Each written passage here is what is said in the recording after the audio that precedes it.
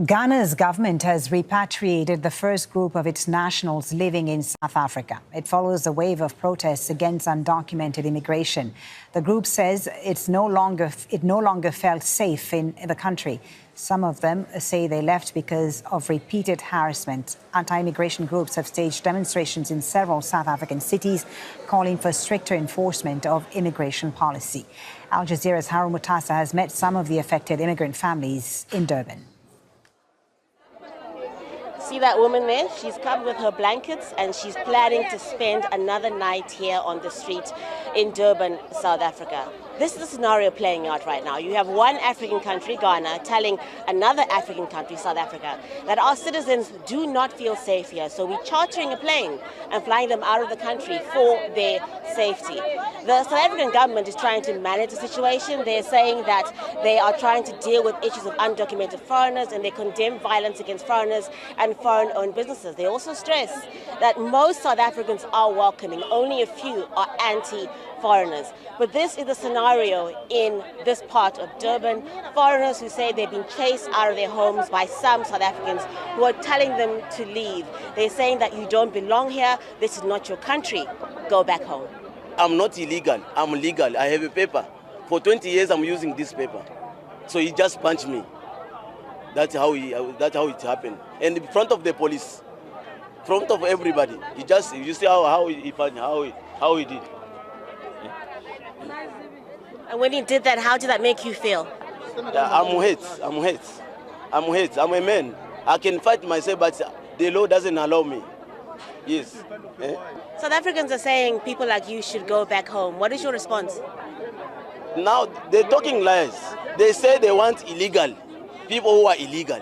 That's the one they are fighting. But we are not illegal. We are legal with our papers. And on our papers it's written we can work and study. But they come and fighting us. They're beating us. They're taking our goods. Yeah? Because he's not no one. We don't know him. He's not one of the government. The government, if they decide to say, no, this paper are invalid, we're going to take you home, we're going to go. But he's nowhere to be found. We don't know him. So how he can stand like a civilian like me, he come and start insulting another civilian. Thank you very much, sir. That is just one of many scenarios and stories that we are hearing here in Durban. And these are foreigners who say that some of them have the paperwork and they can't understand why some South Africans want them to leave the country. It's an issue the government says it's trying to address, but it's certainly an indication of how tense things are in the country. Harun Mutasa, Al Jazeera, Durban. Xenophobic chants and rising tensions as anti-immigrant protesters confront foreigners in Durban. Kill me! This is my country. I'm gonna die here. Police move in to keep the groups apart, forming a cordon and pushing protesters back. Hundreds of immigrants, including asylum seekers and refugees, gathered at the Diakonia Center in Durban, hoping for help from the United Nations and human rights lawyers. Many spent 2 nights sleeping outside the center. Aisha Mshimirimana is from Burundi and is 9 months pregnant.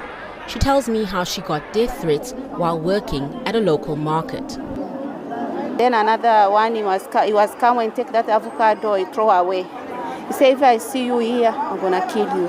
You must go back to your country. Xenophobic marches are spreading across South Africa, creating political and diplomatic pressure for the government. The protests target foreign nationals, particularly from other African countries, though many of them live legally in the country. All these people that are here, where are they recorded? Why are they not taking responsibility of trying to make sure that they get documented in this country or come in here legally?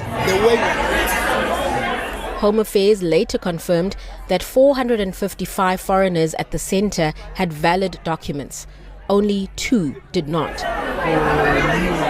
I tried to speak to the group's leader, Jacinta Ngobese Zuma, to ask what evidence she had that people were living in the country illegally. I didn't have much luck. Spoken to some people. No. I wanted to ask you why you have come to this point today. Because you are here to spread your propaganda. Not at all propaganda. Spreading We your are propaganda. continuing Don't to ask speak me to not all to. sides. You We haven't continue. spoken to us, don't Oh lie. no, absolutely we have. We have. We have spoken to you. We have. I've spoken to you earlier on today. I spoke to your colleague. Mayor Cyril Xaba later arranged buses for the foreign nationals to be taken to a nearby refugee reception center for verification. The protesters shouting xenophobic chants, calling for the foreigners to leave the country. Police had to escort the frightened people past the loud protesters. Ours is to accept the fact and accept them back into our communities.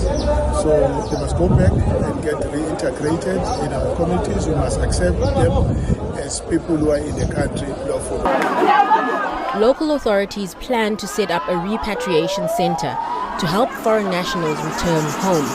But not everyone wants to leave. I can't just pack my things and just go to Ghana just like that. My whole life has been here in South Africa, even though, yes, I went to Ghana once to visit. But my whole life I've always been here in South Africa. I'm a resident here in South Africa.